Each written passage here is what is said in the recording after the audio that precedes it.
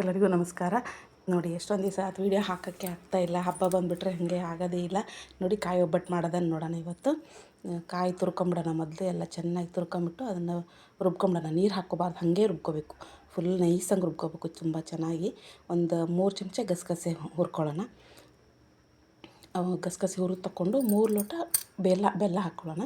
ಅದು ಬೆಲ್ಲ ನೆನೆಯೋಷ್ಟು ಮಾತ್ರ ನೀರು ಹಾಕ್ಕೊಂಡು ಅದು ಚೆನ್ನಾಗಿ ಕುದಿಬೇಕಷ್ಟೇ. ಜಾಸ್ತಿ ಪಾಕ ಬರೋದೇನು ಬೇಡ, ಒಂದು ಅಳತೆಗೆ ಬಂದರೆ ಸಾಕು. ಅದು ಫುಲ್ ಎಳೆ ಪಾಕ ಅದೆಲ್ಲ ಬರೋದು ಬೇಡ. ನೋಡಿ ಬೆಲ್ಲ ಸೋಸ್ಕೊಂಬಿಡೋಣ ಮೊದಲು.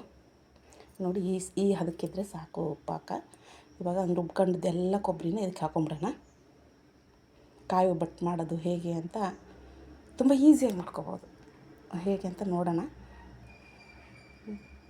ಇದನ್ನು ಈ ಥರ ಫುಲ್ ಅದೆಲ್ಲ ನೀರೆಲ್ಲ ಇಂಗಬೇಕು. ಕೊಬ್ಬರಿ ಒಳಗಿನ ನೀರು, ಬೆಲ್ಲದ ನೀರೆಲ್ಲ ಇಂಗಿದ ಮೇಲೆ ಈ ಥರ ಆಗುತ್ತದು.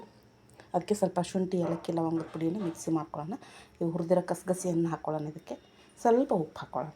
ಪ್ರತಿ ಸ್ವೀಟ್ ಅಡುಗೆಗೂ ಒಂದು ಉಪ್ಪು ಇರಲೇಬೇಕು ಎಲ್ಲದಕ್ಕೂ, ಅಂದರೆ ಅದು ಟೇಸ್ಟ್ ಚೆನ್ನಾಗಿ ಬರುತ್ತೆ. ನೋಡಿ ಕೈಗೆ ಹತ್ತಬಾರ್ದು, ಅಲ್ಲಿವರೆಗೂ ಕುದಿಸ್ಬೇಕು. ಇವತ್ತಿನ್ನೂ ಸ್ವಲ್ಪ ಮೆತ್ತಗಿರುತ್ತೆ ಅದು. ನಾಳೆ ಹೋಳಿಗೆ ಮಾಡಬೇಕು ಅನ್ನೋ ಟೈಮಿಗೆ ಒಂದಿನ ಬಿಟ್ಬಿಟ್ರೆ ತುಂಬ ಚೆನ್ನಾಗಿ ಹದವಾಗಿ ಬರುತ್ತೆ ಅದು ಹೂರಣ. ನೀವು ಮತ್ತು ಇಲ್ಲ ನನಗೆ ಇವತ್ತೇ ಬೇಕು ಅನ್ನೋಂಗಿದ್ರೆ ಈ ಥರ ಒಂದಿಷ್ಟು ಚಿರೋಟಿ ರವೆನ ಹುರ್ಕೊಂಡು ಹಾಕ್ಕೋಬಹುದು. ನಾನು ಏನೂ ಹಾಕಲ್ಲ, ರವೆ, ಶೇಂಗಾ ಪುಡಿ ಏನೂ ಹಾಕೋದಿಲ್ಲ, ಬರೀ ಇದು ಮಾತ್ರ ಹಾಕಿದ್ದೀನಿ. ಈ ಹೋಳಿಗೆ ಮಾಡೋಕ್ಕೆ ಹಿಟ್ಟು ಕಲಸೋದನ್ನು ನೋಡೋಣ. ಮೊದಲು ಇದು ರವೆ, ಚೂರು ಎಣ್ಣೆ, ಉಪ್ಪು ಹಾಕಿ ನೀರು ಹಾಕಿ ಮುಚ್ಚಿಟ್ಬಿಡಬೇಕು. ಆಮೇಲೆ ಮೈದಾ ಹಿಟ್ಟು ಹಾಕ್ಕೋಬೇಕು. 1 ಕಪ್ಪು ಮೈದಾ ಹಿಟ್ಟು ಅಂದರೆ ಅರ್ಧ ಕಪ್ಪು ಹೋಳಿಗೆ ರವೆ ಹಾಕ್ಕೋಬೇಕು ಅದಕ್ಕೆ. ನೋಡಿ ಆಮೇಲೆ ಹಿಟ್ಟು ಕಲಸಿ ಸ್ವಲ್ಪ ನೀಟಾಗಿ ಅದ್ರ ಮೇಲೆ ಎಣ್ಣೆ ಹಾಕಿ ಮುಚ್ಚಿಟ್ಬಿಡೋಣ. ಮತ್ತು ಮಧ್ಯದಲ್ಲಿ ಒಂದು ಸಲ ಇದನ್ನು ಮಾಡಬೇಕು. ಒಂದು ಸಲ ಎತ್ತಿ ಹಾಕ್ಬೇಕು ಹಿಟ್ಟನ್ನ, ಅಂದರೆ ಇದು ಚೆನ್ನಾಗಿ ನೆನ್ಕೊಳ್ಳುತ್ತೆ.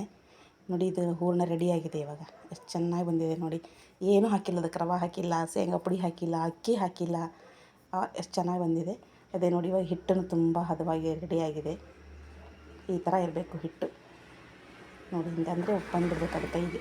ಆ ಥರ ಇದನ್ನು ಮಾಡ್ಕೋಬೇಕು. ನೀವು ಯಾರಾದರೂ ಫಸ್ಟ್ ಟೈಮ್ ನನ್ನ ವಿಡಿಯೋ ನೋಡ್ತಾಯಿದ್ರಿ ಸಬ್ಸ್ಕ್ರೈಬ್ ಮಾಡ್ಕೊಂಡು ನೋಡಿ, ಹಾಗೆ ನೋಡಬೇಡಿ. ಅಲ್ಲಿಗೂ 1000 ಸಬ್ಸ್ಕ್ರೈಬ್ ಆಗಿದೆ. ತುಂಬ ಖುಷಿ ಆಗ್ತಾಯಿದೆ ಕೇಳೋದಕ್ಕೆ, ನೋಡೋದಕ್ಕೇ ಎಷ್ಟು ಸಪೋರ್ಟ್ ಮಾಡ್ತಾಯಿದ್ದೀರಾ ಅಂತ ಖುಷಿ ಆಗ್ತಾಯಿದೆ ನನಗೆ. ಹೋಳಿಗೆ ಯಾವಾಗಲೂ ಕೈಲಿ ತುಂಬ್ಕೊಳ್ಳೋದನ್ನೇ ಅಭ್ಯಾಸ ಮಾಡ್ಕೋಬೇಕು. ಅದು ಒಂದು ಹೆಣ್ಮಕ್ಳಿಗೆ ಅದು ಒಂದು ಇದು ಒಂಥರ ಚಾಲೆಂಜ್ ಇದ್ದಂಗೆ. ಅದೆಲ್ಲ ಇವಾಗೆಲ್ಲ ಹೆಂಗೋ ಮಾಡ್ತಾರೆ, ಮಾಡಲಿ ಪರವಾಗಿಲ್ಲ. ಎಲ್ಲ ಬಟರ್ ಪೇಪರ್ ಮೇಲೆ ಹಾಕಿ ಮಾಡ್ತಾರೆ. ನಾನು ಎಲ್ಲ ಯಾವಾಗಲೂ ಹೀಗೆ ಮಾಡೋದು. ತುಂಬ ಈಸಿಯಾಗಿ ಮಾಡ್ಕೊಬೋದು ಈ ಥರ. ಅಂದರೆ ಎಷ್ಟು ದೊಡ್ಡದಾದ್ರೂ ತಿಳ್ಕೊಬೋದು, ದಪ್ಪ ಮಾಡ್ಕೊಬೋದು. ನೋಡಿ ಎಷ್ಟು ತೆಳ್ಳಗೆ ಬೇಕಂದ್ರೂ ತಿಳ್ಕೊಬೋದು ನೀವು. ಎಷ್ಟು ಚೆನ್ನಾಗಿ, ಎಷ್ಟು ಟೇಸ್ಟಿಯಾಗಿದೆ ನೋಡಿ. ಒಂಚೂರು ದಿಂಡು ಬಂದೇ ಇಲ್ಲ. ಕೆಲವರೆಲ್ಲ ಮಾಡಿದಾಗ ಅದೊಂಚೂರು ದಿಂಡು ಬಂದಿರುತ್ತೆ. ಅಂದರೆ ಕೆಲವ್ರು ಇದನ್ನು ಮಾಡ್ತೀನಿ ಅಂತಲ್ಲ, ದಿಂಡು ಬರಲಾರ್ದಂಗೆ ಮಾಡೋಕ್ಕೆ ರೂಢಿ ಮಾಡ್ಕೊಳ್ಳೋಣ. ಯಾಕಂದರೆ ಅದು ಮೈದಾ ಹಿಟ್ಟು ಎಲ್ಲ ಇರುತ್ತಲ್ಲ, ಅದಷ್ಟು ತಿನ್ನೋಕ್ಕೊಂಥರ ಅನಿಸುತ್ತೆ. ಈ ಥರ ಮಾಡ್ಕೊಂಡ್ರೆ ಚೆನ್ನಾಗಿರುತ್ತೆ. ನೋಡಿ ಮತ್ತೊಂದು ಮಾಡ್ತಾಯಿದ್ದೀನಿ.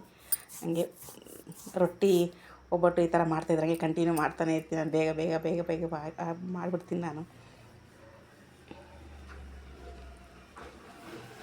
ನೋಡಿ ಕೆಂಪು ಎಷ್ಟು ಚೆನ್ನಾಗಿ ಬಂದಿದೆ ಕಾಯಿ ಹೋಳಿಗೆ. ತುಂಬ ಟೇಸ್ಟಿಯಾಗಿಯೂ ಇತ್ತು. ಈ ಥರ ಒಂದು ಸಲ ಮಾಡಿ ನೋಡಿ, ನೀವು ಗೊತ್ತಾಗುತ್ತೆ ಎಷ್ಟು ರುಚಿಯಾಗಿರುತ್ತೆ. ಒಂದಿನ ಬಿಟ್ಬಿಟ್ರೆ ಹೂರಣ ಅದಕ್ಕೆ ಬಂದುಬಿಡುತ್ತದು. ಏನು ಅವತ್ತೇ ಎಮರ್ಜೆನ್ಸಿ ಮಾಡ್ಕೋಬೇಕು ಅನ್ನೋಂಗಿದ್ರೆ ಒಂದು ಸ್ವಲ್ಪ ರವೆ ಅಥವಾ ಶೇಂಗಾ ಪುಡಿ, ಅಕ್ಕಿ ಏನಾದರೂ ಹಾಕ್ಕೊಳ್ಳೋಂಗಿದ್ರೆ ಹಾಕ್ಕೋಬೋದು. ನೋಡಿ ರೆಡಿಯಾಗಿದೆ. ಬಾಳೆ ಎಲೆ ಮೇಲೆ ಹೋಳಿಗೆ ಎಷ್ಟು ಚೆನ್ನಾಗಿ ಕಾಣ್ತಾ ಇದೆ.